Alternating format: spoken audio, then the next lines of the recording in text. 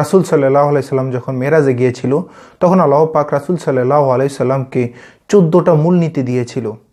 কোনো ব্যক্তি যদি নিজেকে মুমিন মুসলমান ইমানদার হিসেবে কাল কিয়ামতের ময়দানে আল্লাহ পাকের সামনে উঠবে এবং তার এই পরিচয় বহন করে সে কাল কিয়ামতের ময়দানে আল্লাহর কাছে পরিচিত হবে, সে যদি এই জিনিসটা চায়, সে এই 14টা মূলনীতির আলোকে নিজের জীবনটা গঠন করতে হবে। কোনো ব্যক্তি যদি এই 14টা মূলনীতির মধ্যে থাকে, সে মুমিন মুসলমান হিসেবে কাল কিয়ামতের ময়দানে নিজেকে পরিচিত করতে পারবে আল্লাহর সামনে। না হলে সে কী করবে? মুমিন মুসলমান হিসেবে পরিচিত হতে পারবে না। সে হয়তো দুনিয়াতে বলতে পারবে আমি মুসলমান, আমি ইমানদার, না, তাকে এই 14টা মূলনীতির আলোকে নিজের জীবনটা গঠন করতে হবে। আল্লাহ পাকের ওই ইসলামের যে 14টা মূলনীতি দিয়েছিল, সেই 14টা মূলনীতি আল্লাহ পাক কী করছে? সূরা বনী ইসরাইলের মধ্যে আল্লাহ পাক 23 থেকে 37 নম্বর আয়াতের মধ্যে এগুলো তুলে ধরেছেন। সর্বপ্রথম যে বিষয়টা হচ্ছে ইসলামের সর্বপ্রথম যে মূলনীতি, আল্লাহ পাক বলতেছেন যে কখনোই আল্লাহর সাথে শিরক করিও না। শিরক এমন একটা পাপ যে পাপের কারণে আল্লাহ পাক প্রত্যেকটা মানুষের সমস্ত গুনাহপাতা মাফ করে দেবেন, কিন্তু শিরকের গুনাহ আল্লাহ পাক মাফ করবেন না। কঠিন একটা গুনাহ। এই গুনাহ থেকে আমাদের সব প্রতিনিয়ত বেঁচে থাকতে হবে। রাসূল সাল্লাল্লাহু আলাইহি ওয়াসাল্লাম ইরশাদ ফরমান যে তোমরা প্রত্যেকেই বেদাত মুক্ত আমল এবং শিরিক মুক্ত ঈমান নিয়ে আসো। অল্প আমল হইতে পারে, সে আমলই তোমাদের নাজাতের জন্য যথেষ্ট হবে। রাসূল সাল্লাল্লাহু আলাইহি ওয়াসাল্লাম বলে যে তোমার ইমানটাকে খাঁটি করো। তোমার ইমানটা যদি খাঁটি হয়ে যায়, অল্প আমল তোমাকে নাজাত দিয়ে দিবে। অল্প আমলই তোমার নাজাতের জন্য যথেষ্ট হয়ে যাবে। সবসময় চলতে ফিরতে আমরা এমন কিছু কথা বলে ফেলি যেটা একেবারে শিরকের পর্যায়ে চলে যায়। রাসূল সাল্লাল্লাহু আলাইহি ওয়াসাল্লাম প্রায় টাইমে বলতেন যে আমি আমার উম্মতদের জন্য শিরিকে খফি যে জিনিসটা আছে, ওই শিরিকে খফি নামক এই শিরকটার জন্য আমি খুব ভয় পাচ্ছি যে এই শিরকটা প্রত্যেকটা উম্মতের মধ্যে চলে যাবে, এমনভাবে ফাইকারি হারে ওই শিরকটা প্রত্যেকটা উম্মত করে ফেলবে। আমি এটা নিয়ে খুব ভয় আছি। শিরিকে খফি মানে কি? যে ছোট্ট রিয়া যুক্ত শিরিক, যে লোক দেখানো শিরিক, ছোট্ট শিরিক, কিন্তু প্রত্যেকটা মানুষ এটাতে এমনভাবে ইনভলভ হয়ে যাবে যে কল্পনার বাইরে, কল্পনাও করা যায় না। আমি 2 রাকাত নফল নামাজ পড়তেছি, দেখলাম যে আমার পাশে একজন মানুষ দাঁড়িয়ে গেছে, আমার পাশে একজন মানুষ চলে আসছে, অপরিচিত হোক আর পরিচিত হোক। আমি ওই 2 রাকাত নফল নামাজ যদি আমি সূরা কাউসার অথবা সূরা ইখলাস দিয়ে পড়া শুরু করতাম, যদি আমার মেন্টালি যে এটা প্রিপেয়ার করি যে আমি সূরা কাউসার আর সূরা ইখলাস দিয়ে পড়বো অথবা সূরা আসর দিয়ে পড়বো, কিন্তু যখনই দেখতেছি একজন মানুষ চলে আসছে, তখন আমি সাথে সাথে আমি কি করি? ওই সূরাটা আমি সবচাইতে বড় যে সূরা দিয়ে পারি ওই সূরা দিয়ে শুরু করি। আমি কেন যেন ওই মানুষকে দেখানোর জন্য নামাজটা পড়ে ফেললাম। কোন একটা দান করতেছি, ওই কাজটা কেন যেন আমি লোকজন আমাকে ভালো বলবে, আমাকে বড় বলবে, এই ধরনের এই নিয়ত চলে আসে আমি সাথে সাথে।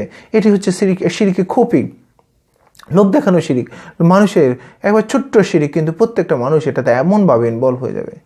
দুনিয়ায় চলতে ফিরতে আমরা কত কাজ করে ফেলি, এমন কিছু কাজ করে ফেলি যে কাজগুলো আমার প্রত্যেকটা কাজই শিরিকের পর্যায়ে চলে যায়।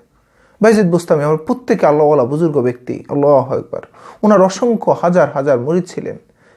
ওই ব্যক্তি যখন ওই বাইজিদ বুস্তামি রাহমাতুল্লাহ উনি কি করছেন, যখন মৃত্যুর পরে কবরের মধ্যে ওনাকে শায়িত করা হলো, তখন আল্লাহর সাথে যখন কথোপকথন শুরু হলো, ওনার একজন মুরিদ দেখতেছেন, তখন ওনাকে স্বপ্নে দেখলেন। ওনাকে স্বপ্নে দেখে উনি বললেন যে বাইজিদ, হে ওলি, যে বাইজিদ বুস্তামি আপনার সাথে আল্লাহ পাক কী ধরনের আচরণ করলো? তখন উনি বলে যে আমার সমস্ত আমল আল্লাহ পাকের কাছে কোনো আমলই যে কবুলিয়তের পর্যায়ে পৌঁছাইতে পারি নাই, একটা আমল ব্যতীত। কোন আমলটা? তখন যখন প্রশ্নটা করা হলো যে আপনি কেন এই কাজটা কেন করা হলো, আপনি কেন প্রত্যেকটা আমল তো আপনি এমনভাবে পুঙ্খানুপুঙ্খানুভাবে আল্লাহর জন্য করা শুরু করছিলেন, আল্লাহর জন্য করছিলেন, দুনিয়ার সমস্ত মানুষজনকে দেখানোর জন্য কোনো ধরনের রিয়া ছিল না, প্রত্যেকটা কাজ আল্লাহ সন্তুষ্টির আলোকে রাসূলের তরিকা আপনি করছেন, কিন্তু এখন কেন যেন ওই একটা কাজের কেন হইল? তখন বলল যে আমি যখন একদিন আল্লাহর দরবারে আমি যখন কথা বলা শুরু করলাম, তখন আল্লাহ পাক আমাকে জিজ্ঞেস করলো, হে বাইজিদ, তুমি আমার জন্য কী নিয়ে আসছো? তখন আমি বললাম, আল্লাহ সারাটা জীবন আপনার জন্য বিলিয়ে দিয়েছি, প্রত্যেকটা কাজ করছে আপনার সন্তুষ্টির উদ্দেশ্যে, কোনো কাজের মধ্যে কোনো অংশীদারিত্ব ছিল না, শুধু আপনার উদ্দেশ্যে, আপনার সন্তুষ্টির উদ্দেশ্যে, আপনাকে পাওয়ার উদ্দেশ্যে আমি কাজটা করছিলাম। কিন্তু যখনই বলো, তখন আল্লাহ পক্ষ থেকে একটা অ্যান্সার আসে, উত্তর আসে যে না হে বাইজিদ, তুমি সমস্ত কাজ আমার জন্য করো নাই। একদিন তুমি তোমার মুরিদানের বাসায় গিয়েছিলে, ওখানে তুমি খাওয়ার পর তোমাকে একটু দুধ দিয়েছিল, ওই দুধগুলা খাওয়ার পর বাসায় এসে যখন পেটে ব্যথা শুরু হলো, তখন তুমি বললা, ইস, অমুকের বাড়িতে গিয়ে ঠান্ডা দুধ খাওয়ার কারণে আমার পেটে ব্যথা হইলো। তুমি বলো ও দুধের কোনো ক্ষমতা আছে যে আমায় এই তোমার পেটে ব্যথা দেওয়ার মতো? আমি হুকুম করছি বলেই তো পেটে ব্যথা হলো, কিন্তু তোমার এই কথাটা আমার ওই দিন খুব খারাপ লাগছে, ওই কথাটা আমার খুব অসন্তুষ্ট হয়ে গেলাম। তুমি কেন যেন দুধের ক্ষমতা এখানে আমার পাশে দুধকে বসায় দিলা, যার কারণে কি হয়ে গেল, ও কাজটা তোমার আমার যে শিরিকযুক্ত আমল হয়ে গেছে। এই জন্য আমি তোমার এই কাজটা, তোমার সমস্ত কাজকর্মগুলো আমার অপছন্দনীয় হয়ে গেল। কিন্তু হ্যাঁ, তোমার একটা কাজ পছন্দ হয়েছে, এই কাজটার কারণে আমি তোমাকে আজকে ক্ষমা করে দেব। কোন কাজটা? একদিন শীতের মধ্যে, কনকনে শীতের মধ্যে তুমি কি করছিলা, একটা বিড়াল তোমার পাশে দিয়ে পায়ের পাশে আসার কারণে তুমি কি করছো, তার ঠান্ডা লাগতেছে, এই জন্য তোমার কম্বলটা, তোমার কাঁথাটা ওর গায়ে তুমি কি করছো, পরিয়ে দিয়েছো। তুমি কি করছিলা, তার শীতটা লাঘবের জন্য তুমি কি একটু চেষ্টা ফিকির করছো, যার কারণে কি হইলো, তোমার ওই কাজটা আমার খুব পছন্দ হয়েছে। একটা মাকলুকাতকে তুমি এত ভালোবাসলা, এই মাকলুকাতকে ভালোবাসার কারণে তোমার সমস্ত যতগুলা যে কাজকর্মগুলো করছো, সমস্ত কাজকর্মগুলো এই কাজের কারণে আমি কি করছি, কবুলের পর্যায়ে নিয়ে গেছি, আমি তোমাকে মাফ করে দিয়েছি। দেখেন, একজন আল্লাহওয়ালা বুজুর্গ, সবাই বায়জিদ বুস্তামির নাম শুনে না, এরকম কম মুসলমান না, প্রত্যেকটা মুসলমানই বায়জিদ বুস্তামির নাম শুনছে, কিন্তু ওনার কি হইল, ছোট্ট একটা কথা, ছোট্ট একটা কাজের কারণে আল্লাহ পাক তার উপর অসন্তুষ্ট হয়ে গেছে। এই জন্য আমরা প্রতিনিয়ত তো কতই কথা বলি, কতই কাজ করি, কত উচ্ছৃঙ্খলতা করি, কোনো একটা কাজ, কোনো একটা কথা, কোনো একটা চলা, কোনো একটা পড়া, কোনো একটা বলা, কোনো দিকে যাওয়া, কোনো দিকে তাকানো, কোনো একটা জিনিস যদি আমার আল্লাহর সমপর্যায়ে চলে যায়, ওই পর্যায়ে শিরিকের পর্যায়ে যদি চলে যায়, কাল কিয়ামতের ময়দানে ধরা খেয়ে যাব। শিরিক দুই প্রকার, একটা হচ্ছে বড় শিরিক, একটা হচ্ছে ছোট শিরিক। বেশিরভাগ মুসলমানই ছোট শিরিকগুলো করে ফেলে। আমরা মুসলমানরা সাধারণত কি করি না, আমরা কোনো মূর্তির পাশে গিয়ে দাঁড়াই না, কোনো আগুনকে সেজদা করি না, পূজা করি না, কিন্তু আমরা এমন কিছু কাজ করে ফেলি, মাজারের পাশে গিয়ে আমরা সেজদায় পড়ে যাই, মাজারের কাছ থেকে বিভিন্ন জিনিস চাই, হায় তাদের তো কোনো ক্ষমতাই নেই। এই ধরনের শিরিকগুলা থেকে, প্রত্যেকটা শিরিক থেকে পুঙ্খানুভাবে আমরা কি করব, বেঁচে থাকবো। চলার পথে, বলার পথে আমরা অনেক ধরনের শিরিক হয়ে যায়, সেই শিরিকগুলা বেছে বেছে আমরা জীবনে চলবো, যেন কোনোভাবে আমাদের মধ্যে কোনো যেন শিরিক না আসে, আমরা লক্ষ্য করব। আমার প্রত্যেকটা তরিকা, প্রত্যেকটা চলা, প্রত্যেকটা বলা, প্রত্যেকটা কাজ যেন রাসূলের তরিকা হয়ে যায়, সেদিকে আমরা অবশ্যই লক্ষ্য রাখবো, নাহলে কিন্তু কাল কিয়ামতের ময়দানে ধরা খেয়ে যাবেন। তবে সবচেয়ে রাসূল সাল্লাল্লাহু আলাইহি ওয়াসাল্লাম বলছে, যেহেতু তোমরা যেন শিরিক থেকে বেঁচে থাকতে পারো, এই জন্য একটা দোয়া তোমরা শিখে নিবা।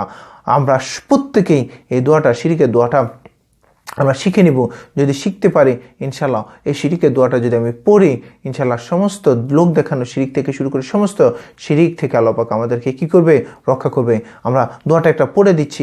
আল্লাহুম্মা ইন্নী আউযু বিকা আন উশরিকা বিকা ওয়া আনা আ'লামু ওয়াস্তাগফিরুকা লিমা লা আ'লামু। হে আল্লাহ, আপনি আমাকে যে জানা শিরিক থেকে, অজানা শিরিক থেকে, আমরা অনেক সময় দেখা যায় চলতে ফিরতে এটা যে শিরিক হচ্ছে এটাও আমরা জানি না, এই কাজগুলো আমরা করে ফেলি।